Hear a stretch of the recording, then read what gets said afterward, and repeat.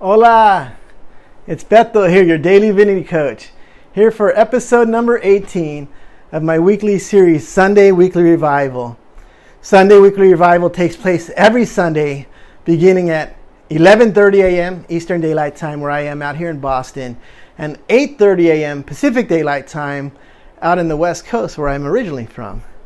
Today is going to be episode number 18. The title of episode number 18 is Won't Get Fooled Again. There is nothing new under the fourth sun. And yes, this title borrows from both pop culture as well as ancient text. Won't Get Fooled Again is a reference to a classic song released in 1971 by The Who, the legendary rock band The Who. And There is Nothing New Under the Sun is a reference to ancient text. Fourth sun, I put that in there. That's a reference to ancient wisdom. So again, it's Beto here, your daily divinity coach, here for episode 18 of my weekly series, Sunday Weekly Revival. I'm going to go ahead and tag a few people while we allow people to join. So if you're watching the recording, you might want to go ahead and forward a couple minutes while we give some time for some people to join.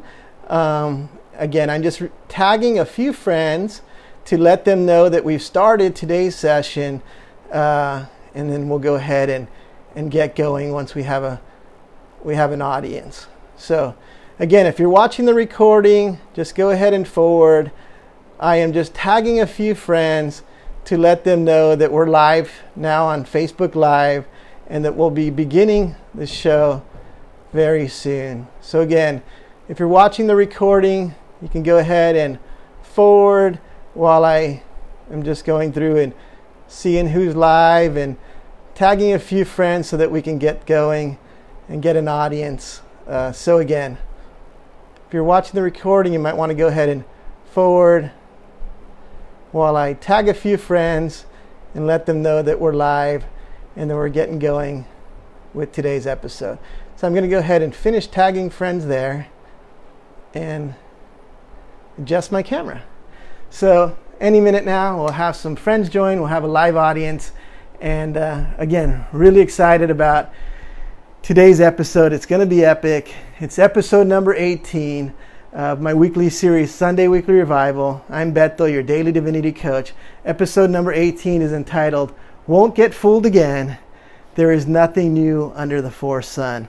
Today's Sunday, October 11th. Happy to be here on Facebook Live. I'm here every Sunday on Facebook Live beginning at 11:30 a.m. Eastern Daylight Time, again out here in Boston where I'm from, the East Coast, and starting at 8:30 a.m. Pacific Daylight Time out in the West Coast where I'm originally from. So we're already having some guests join. I'm just going to put on my glasses right now. Emma Lou, shout out to Emma Lou. Emma Lou's watching, and I'm sure we'll be having some more join really soon. So while we're going ahead, I'm going to just go ahead and fix this again. Went a little bit off there, my camera, but yay, Emma Lou. All right, so we're just having some more people join now. But while people are joining, I'm just going to go ahead and talk a little bit about myself. If you've already heard this, go ahead and forward a couple minutes, and then we'll get into the content. But a little bit about myself. So 3 things about me. Number 1, I am a Master of Divinity. So I hold a Master of Divinity degree, and I am a graduate of Harvard Divinity School. What else about me? I'm a pluralist. So what does that mean? It means I teach all. So I have quote unquote followers on social media that are Jewish and Muslim, Hindu and Buddhist, Catholic and Protestant, agnostic and atheist, searching and spiritual.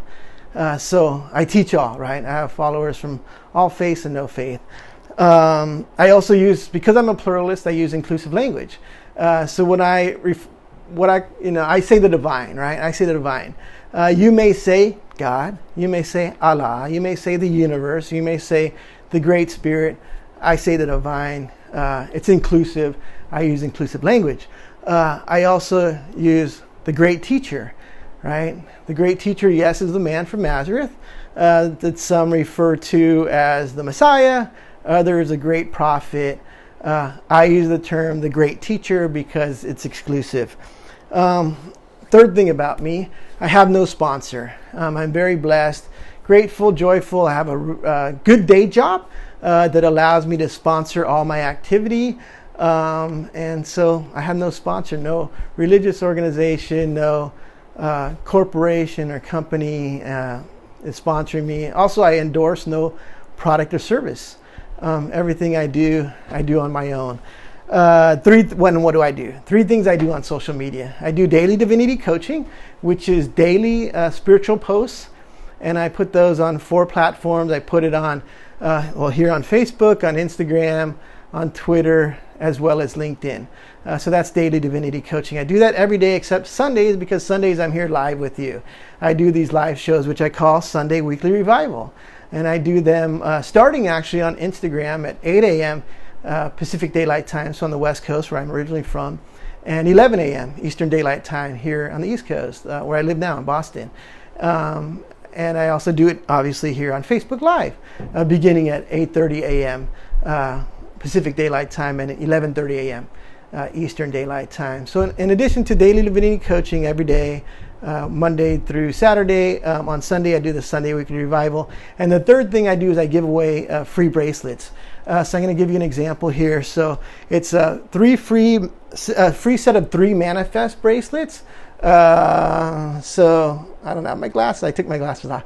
But anyway, they read Manifest Justice in gray, Manifest Immortality in black, and Manifest Abundance in blue. And I give these away in sets of 3, free, no charge.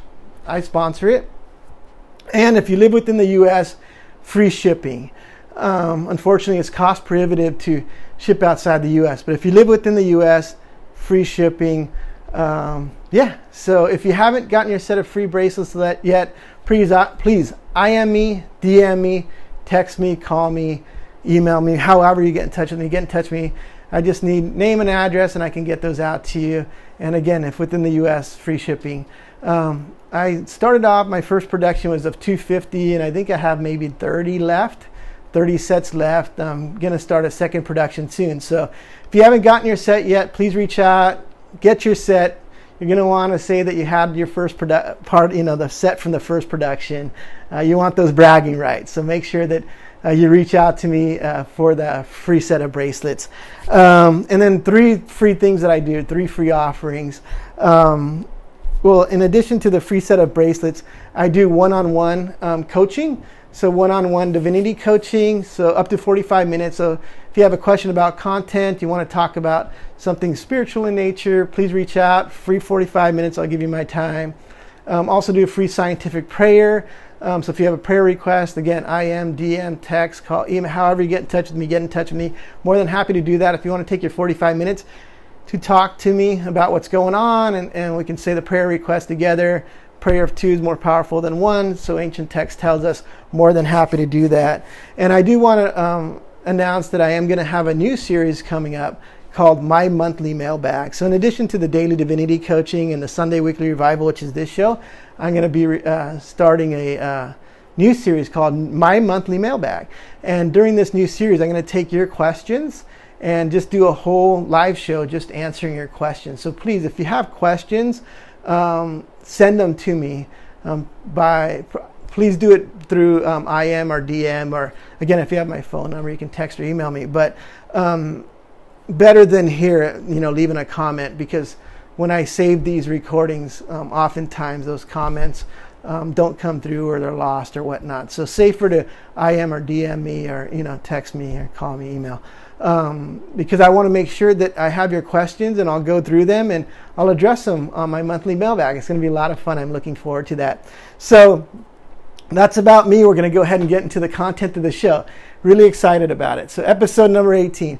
We won't get fooled again. There's nothing new under the forest sun. Today is Sunday, October 11th, 2020. So won't get fooled again.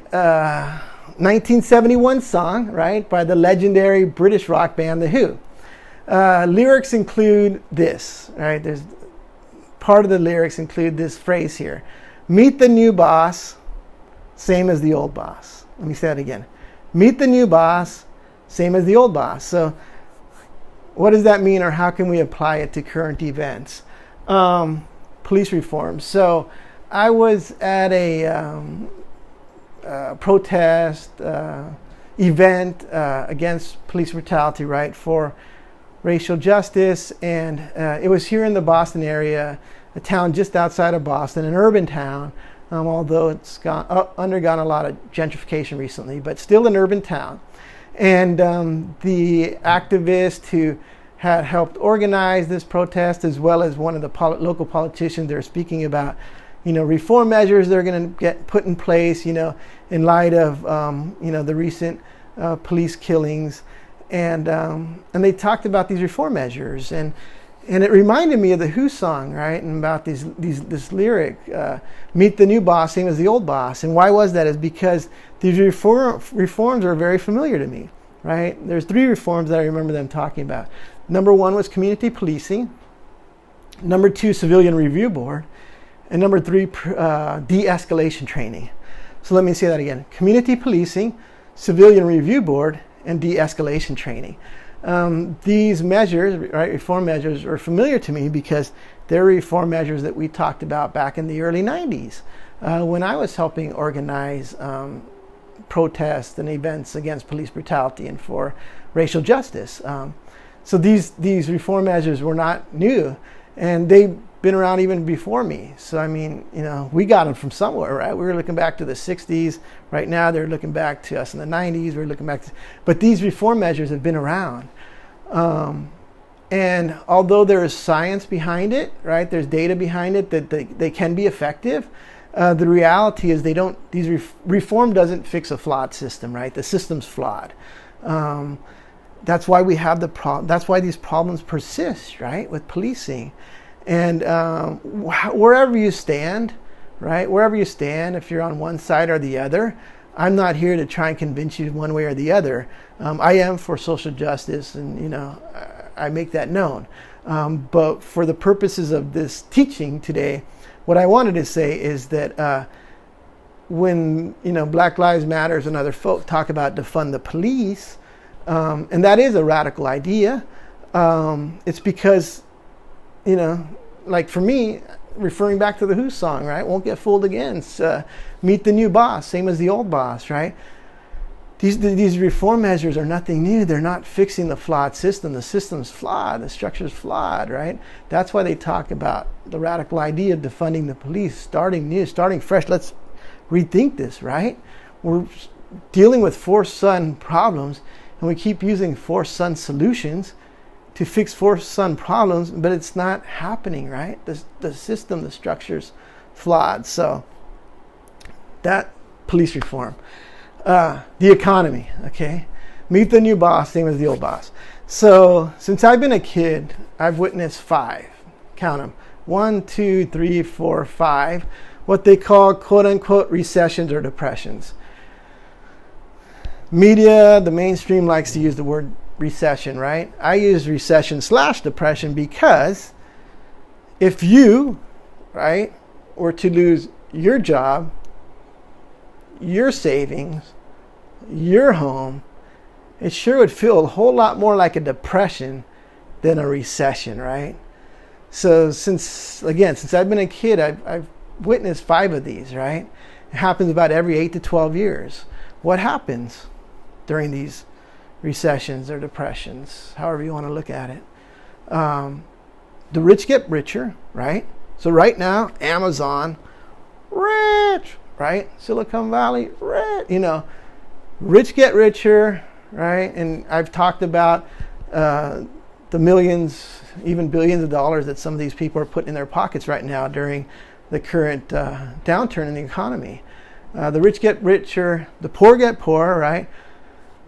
Unbelievable number of people that living in poverty right now. The food insecurity is off the chart. What happens in the middle class? For the most part, not always, and not to every person in the middle class, but for the most part, the middle class become more in debt during these recessions/depressions, right? So the economy, right? Meet the new boss, same as the old boss. Been seen 5 of them now. Same thing. So what are the solutions, right? Trump and his team over there, right, scratching their heads, trying to figure out, what do we do? What do we do?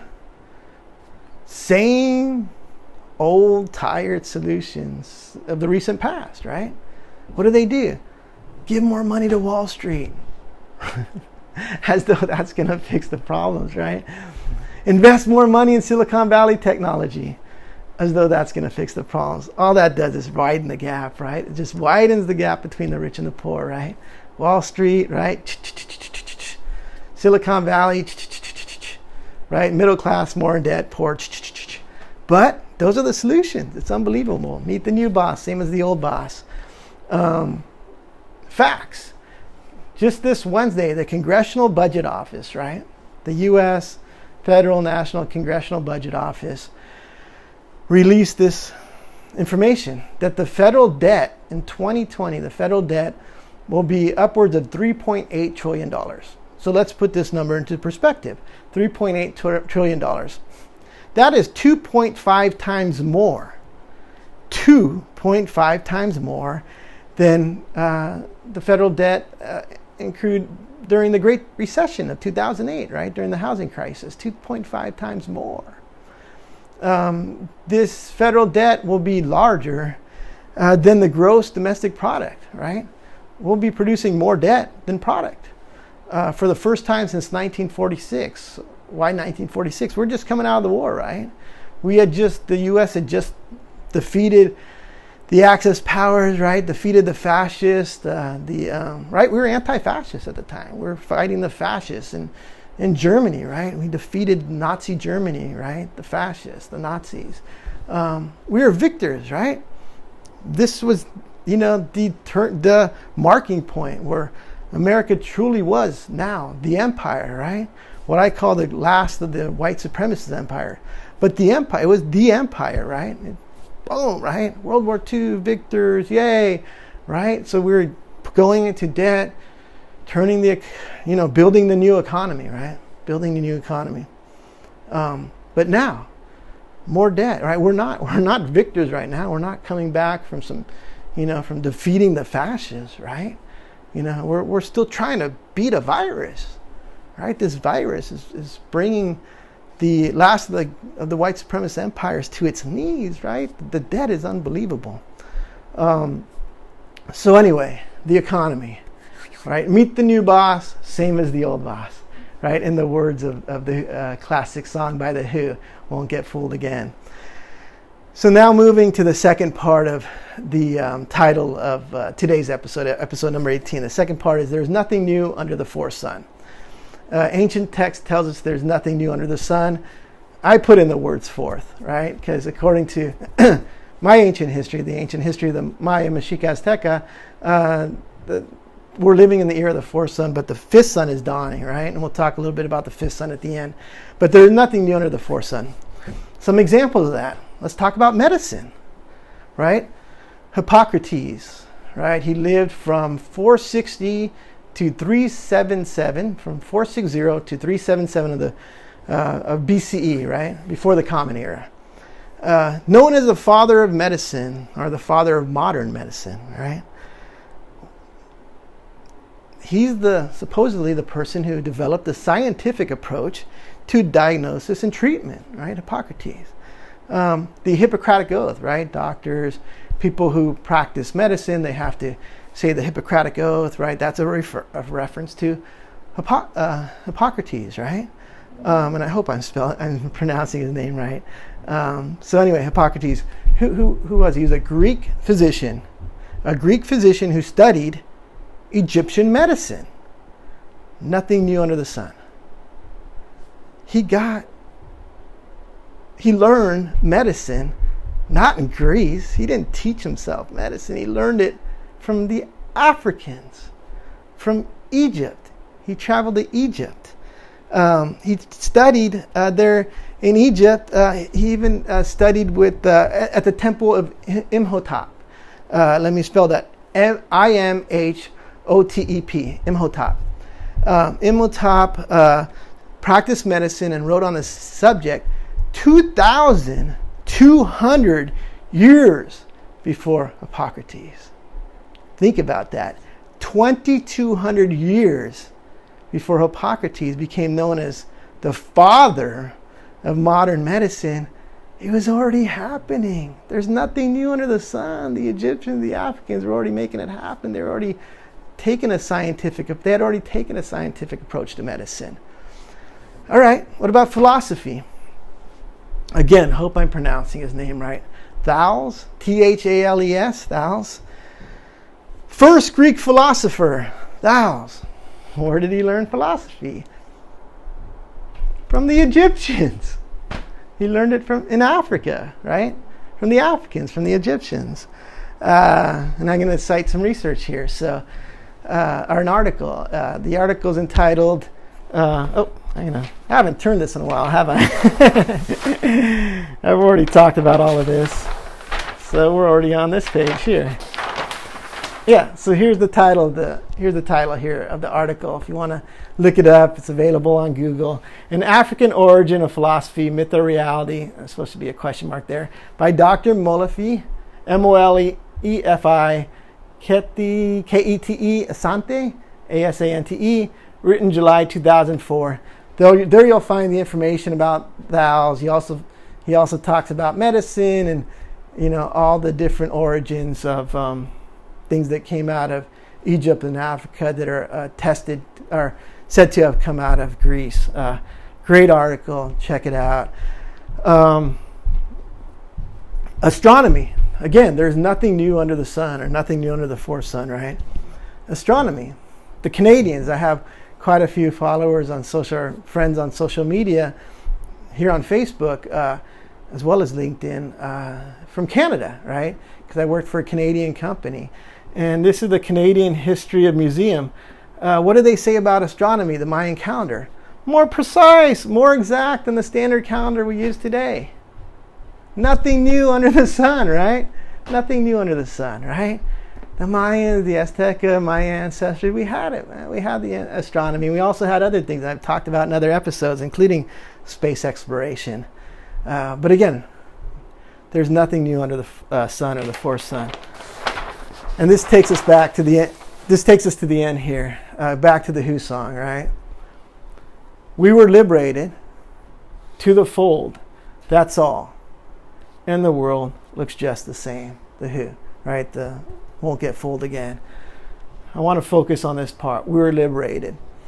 Okay, so although right now, like I said, we continue to have these fourth sun problems, right? With the economy, police brutality, the virus, right? The coronavirus, COVID-19, the gap between rich and poor, right? These fourth sun solutions, throw more money, like barrels of money, right? Give more money to Wall Street, right? Invest in Silicon Valley technology, make Silicon Valley richer, right? Make Peter Thiel and Amazon and Google, let's make those guys richer, right? Tired fourth sun solutions for fourth sun problems. But hope, right? We got hope. Why? Two things. Number one, right? If you're watching this show, there's a good chance that you're feeling some sort of liberation, right? You got some sort of liberation going on, right? You're learning, whatever your means of education is, you're learning and you're becoming liberated from this fourth sun, right? Whether it's on the social justice side, whether it's on the immortality side, right? The law of attraction, whatever it is, your spiritual practices, your daily affirmations, you're feeling a sense of liberation, right? So even though the fourth sun, you're looking around, you're saying, wow, like the Who said, the world looks the same, right? Hopefully you're feeling liberated. You're feeling a sense of liberation. Which takes us to, right, the subject that I'm known for, which is immortality. Last week, after this show last week, I recorded a podcast. I was one of my quote-unquote followers on social media. He has a podcast. And he said, Beto, I would love to interview you for my podcast. I said, absolutely. So we did it last week after this episode here on Facebook Live. And it's going to be released, I believe it's December 1st. There'll be announcements. But we recorded this episode, or this podcast. And very skilled. He's a very skilled interviewer. Did a great job. I mean, he asked a question that nobody's asked before. I was very impressed. And you're going to be impressed when you hear it. It was great. But he did ask me this question about immortality. He said, Beto, why is it And he said, I've looked, I've researched, and I'm sure he has, because he's again, very skilled. He says, why is it others aren't talking about immortality? You are, but others aren't. And I said, well, first of all, it's not a new subject, right? It's in ancient text. It says we were created to be immortal, right? In the image of the divine. It's there. It's not hard to find. So it's nothing new under the sun, right? But I said, here's two reasons that I believe. Number one is courage, right? It takes courage.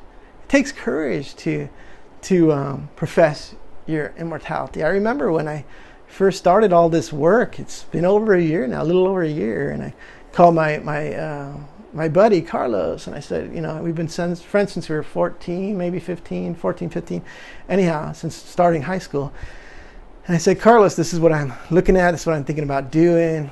And he said, wow, are you sure you want to do that? I'm like, yeah, I'm sure. He said, well, people might think you're crazy. I said, hey, it is what it is. And I told, he's got his master's in philosophy. I got my master's in divinity. I went through the science. I went through ancient texts, ancient wisdom, laid it all out there for him. And he said, no, I get it. I got your back. And that's all I needed to hear. And I ran with it. And here we are today, right? 18 episodes later. I have over 330 daily posts now. But I think it's that. I think it's number one, courage. And number two, censorship.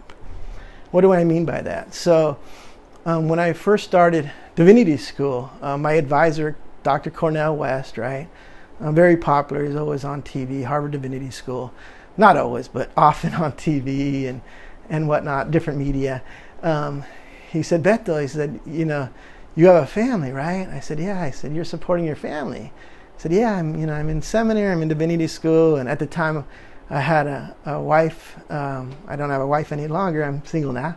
But yeah, I had a wife, had a baby, small child, a baby. And I said, yeah, I'm supporting, the family while I go through divinity school. And I said, let me give you a piece of advice. He said, be careful who you take money from. I said, what do you mean? He said, well, I was in the same boat. I was in seminary, right, in divinity school, theology school. And I also had a wife and a young child. And I realized that, money that I could take to support my family while I go through seminary, it might cost me down the road in censorship. These organizations that, might give me money might want to censor me later. So the result, I sold goods door to door. I went around door to door selling goods that put food on the table for my family. I took that advice to heart, which is why I'm here right now, and which is why I can say right now that I don't have a sponsor. I have a good secular job. I fund everything myself. As a result, the only censor's me. I'm the only one censoring myself, right? If there is a censor, right? And how can you do that? That's weird, right? So that's the second reason I believe is this idea around not just courage, but censorship. There's not a lot of people like me out there that hold the education, the degrees I have, the experience. I've been an assistant prison chaplain, again, unpaid. I did it volunteer, but I was an assistant prison chaplain. I volunteered in skilled nursing facilities. I've been a deacon in a faith-based church, all unpaid, so that I could own my words, right? I don't have a religious organization or a corporation trying to censor me, right? After this show, I'm not going to go into a debrief. I'm not going to go into a corporate boardroom, right? And they're going to say, well, you said this, next time you should say it this way, or we don't want you to say this anyway, or, I'm not going to go into a boardroom with a bunch of religious leaders saying, Beto, you shouldn't be talking about immortality anymore. Yeah, I know it's in an ancient text, but we don't do that. And it's about immortality of the soul, not the body. And I don't have that. I don't have to worry about that. I'm free. I'm liberated. And I hope you feel that same sense of liberation, because it's exciting. It's exciting because it means that anything is possible, including the immortality of the physical body. So I'm going to go ahead and end there. Very happy that you joined today. Hope you'll be back next week. I'm here every Sunday morning for Sunday Morning Revival, starting at 11:30 a.m. out here in the East Coast, Eastern Daylight Time, where I am in Boston, and 8:30 a.m. back west, where I'm originally from, Pacific Daylight Time. So again, this has been episode 18. I'm Beto, your daily divinity coach. Thanks so much for joining. I'm going to go ahead and push the end button now and hope that you'll join again next week. Bye-bye now.